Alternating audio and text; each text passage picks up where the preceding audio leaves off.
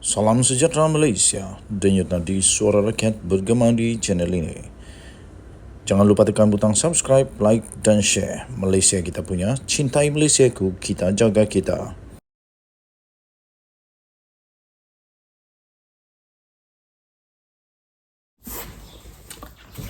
Salam sejahtera Malaysia, denyut nadi suara rakyat bergema di channel ini.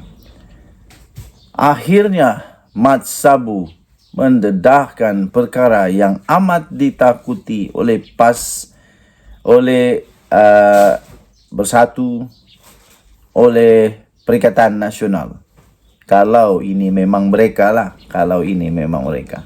Mat Sabu kata, jangan bagi pelampau kuasai negara. Itu kata Mat Sabu. Perpaduan yang dibina negara ini perlu terus utuh agar sebarang bentuk ekstremisme yang boleh menjejaskan keharmonian negara Malaysia antara kaum dan agama dapat dielakkan. Justru Presiden Amanah Muhammad Sabu berkata, kemenangan wakil calon kerajaan perpaduan dalam dua pilihan raya kecil PRK pada 9 September ini disifatkan sebagai satu yang sangat-sangat penting. Tegas Muhammad Sabu yang juga adalah Menteri Pertanian dan Keterjaminan Makanan itu juga bagi menyekat kemarahan puak pelampau agama dan kaum. Kata Mat Sabu, kemenangan calon wakil kerajaan ini penting kerana kita tidak mahu golongan pelampau kaum atau pelampau agama menguasai keadaan, iaitu pentadbiran kerajaan. Katanya lagi, kita lihat di beberapa negara Islam yang lain telah musnah dan hancur hingga mengakibat rakyatnya susah dan miskin, porak-poranda dan sebagainya. Kata beliau, kata Mat Sabu. Mat Sabu juga berkata, kita tidak mahu adu domba luar. Sebaliknya kita bina perpaduan antara kaum ini. Antaranya melalui kerajaan perpaduan yang ada pada hari ini. Katanya ketika beliau berucap dalam satu ceramah Pakatan Harapan di Wisma DAP di Muar, Taman Sekeh baru malam tadi. Hadir sama adalah pengerusi Pakatan Harapan PH Terengganu, Raja Kamarudin Bahrin Shah, Ahli Parlimen Kuala Selangor iaitu Dr. Zulkifli Ahmad dan Ahli Parlimen Bakri Tan Hong Pin. Sementara itu, ketika berucap di pentas yang sama, Setiausaha Agung DAP iaitu Anthony Locke menegaskan soal hubungan antara kaum kini bukanlah menjadi masalah kepada negara. Sebaliknya, Locke berkata masalah yang dihadapi negara ketika ini adalah politik daripada puak pelampau. Hari ini kita punya isu bukan isu perkauman, katanya. Bukan isu antara Melayu dengan Cina atau India. Tetapi hari ini katanya masalahnya bukan soal hubungan antara kaum, tetapi antara kaum di antara Melayu, Cina dan India. Tetapi masalah kita ialah ada puak-puak yang mengamalkan politik melampau, ekstrim, politik ekstrim yang akan memecah belahkan negara kita, katanya. Justru Locke mengingatkan pihak yang cenderung memainkan isu berbau 3R, iaitu raja, agama dan kaum, tidak mengadu domba soal kaum di negara ini, katanya. Jadi katanya, tak payah bermusuhan di antara satu sama lain. Kita tiada masalah untuk duduk bersama. Melayu, Cina dan India duduk bersama berpuluh tahun tiada menjadi masalah, katanya. Cina bukan musuh kepada Melayu dan Melayu juga bukan musuh. Melayu juga bukan musuh kepada India dan Cina. Kita sama-sama rakyat Malaysia, katanya. Bagi memastikan perpaduan yang ada di negara ini kekal utuh, Anthony Locke mengingatkan pentingnya untuk pengundi di dua kawasan parlimen pilihan raya kali ini, iaitu di Parlimen Pulai dan Dun Simpang Jeram, untuk keluar mengundi beramai-ramai. Katanya, undi pada 9 September ini bukan saja memilih seorang wakil rakyat saja adalah, tapi itu juga adalah tanggungjawab yang lebih penting adalah memilih hala 7 negara, katanya. Kita hanya ada satu pilihan, yaitu memilih untuk memastikan negara kita terus bersatu padu, mengamalkan politik yang bekerjasama, berbilang kaum, satu masyarakat majmuk adalah pilihan kepada rakyat Malaysia, katanya dalam ucapan tersebut. Dan nadi suara rakyat bergema di channel ini. Bye-bye. Salam sejahtera Malaysia, denyut nadi suara rakyat bergema di channel ini.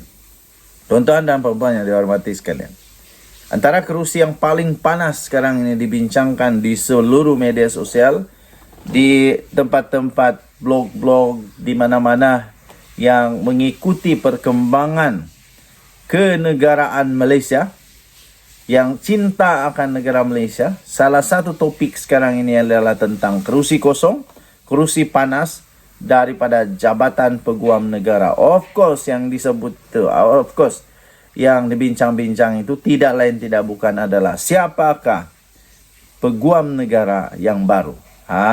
Teka-teki, siapakah yang akan menduduki kerusi panas selaku Peguam Negara Malaysia untuk menggantikan Tan Sri Idrus Harun? Telah pun terjawab. Tahniah diucapkan. Telah pun terjawab apabila Datuk Ahmad Teriruddin Muhammad Saleh diumumkan sebagai Peguam Negara yang baru. Datuk Teriruddin bukanlah seorang yang asing dalam lingkungan penjawat awam, kerana beliau telah berkhidmat dengan kerajaan sejak peringkat awal kerjaya beliau lagi. Selesai menamatkan pengajian ijazah sarjana muda di Universiti Malaya pada tahun 1992.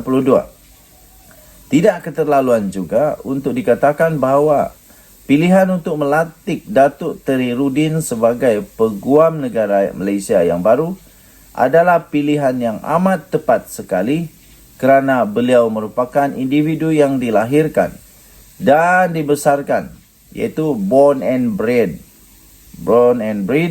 dalam sistem undang-undang negara, dan telah didedahkan kepada pelbagai aspek, termasuklah dari segi sistem kehakiman, pentadbiran, baik dari segi aspek sivil maupun jenayah. Secara latar belakang ringkas ke atas pengalaman yang amat luas, Datuk Teriruddin ini dari segi pentadbiran, beliau pernah berkhidmat sebagai pegawai undang-undang kehakiman. Patutlah. Penolong kanan pendaftar. Wow. Lepas itu, beliau juga adalah pegawai khas kepada Ketua Pendaftar Mahkamah Persekutuan Malaysia. Kemudian pegawai khas kepada Ketua Hakim Negara.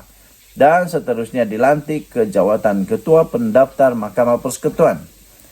Dari segi kehakiman pula, Datuk Teriruddin ini juga sebelum ini pernah dilantik sebagai magistrat, hakim Mahkamah Session dan juga pengerusi Mahkamah Perusahaan. Tidak boleh dilupakan juga adalah fakta bahawa beliau juga turut pernah menjawat jawatan penasihat undang-undang di negeri kelahiran beliau, iaitu negeri Kedah, di mana beliau telah juga turut dianugerahkan Bintang Perkhidmatan Cemerlang Kedah PCK, dan seterusnya dianugerahkan darjah Datuk Seri Setia. Darjah Datuk Setia Diraja Kedah DSDK yang membawa gelaran Datuk. Atas hikmat cemerlang beliau, Datuk Teriruddin telah turut diberikan kepercayaan untuk mengetuai bahagian pendakwaan Negeri Sembilan selaku Ketua Unit Pendakwaan melibatkan kes-kes jenayah dan kuasi jenayah. Selepas itu dan atas dasar kebolehan beliau yang pelbagai, beliau diberikan kepercayaan pula untuk mengendalikan kes-kes sivil apabila menjawat jawatan Peguam Kanan Persekutuan selaku unit kontrak dan kecuaian perubatan bahagian guaman Jabatan Peguam Negara. Berikutan daripada itu, beliau dilantik pula sebagai Timbalan Ketua Bahagian Guaman 3 Bahagian Guaman Jabatan Peguam Negara. Jawatan terakhir Datuk Teriruddin sebelum dilantik sebagai Peguam Negara Malaysia adalah sebagai Peguam Cara Negara, iaitu individu nombor 2 di Jabatan Peguam Negara Malaysia. Dari sudut sosial pula, Datuk Teriruddin bukanlah individu yang asing kepada mana-mana pegawai undang-undang, baik di Jabatan Peguam Negara maupun di sektor kehakiman. Malah beliau juga amat disenangi serta dihormati di kalangan kaki tangan kedua-dua, sokongan di kedua-dua sektor hal ini. Hal ini terbukti dengan sendirinya kerana beliau diberikan kepercayaan untuk dilantik sebagai penasihat kepada Kelab Sukan dan Kebajikan Mahkamah serta Persatuan Pegawai Kehakiman dan Perundangan sehingga kini. Okey, tuan-tuan dan puan yang dihormati sekalian, untuk mengenali beliau dengan lebih dekat lagi, anda boleh layari harapandaily.com. Harapandaily.com dengan tajuk Calon Terbaik Kerusi Panas Jabatan Peguam Negara. Denyut nadi suara rakyat bergema di channel ini. Bye-bye.